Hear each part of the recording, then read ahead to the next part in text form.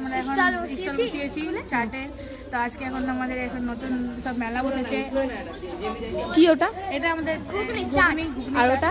এটা আমাদের কফি হয়েছে। ঠিক আছে। কি করছিস?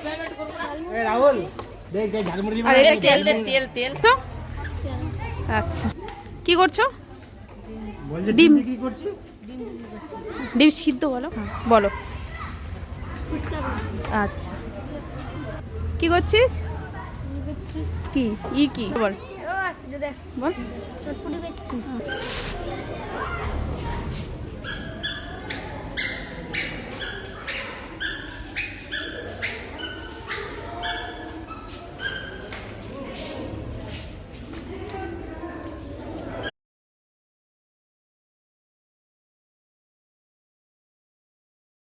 খাই মেলা।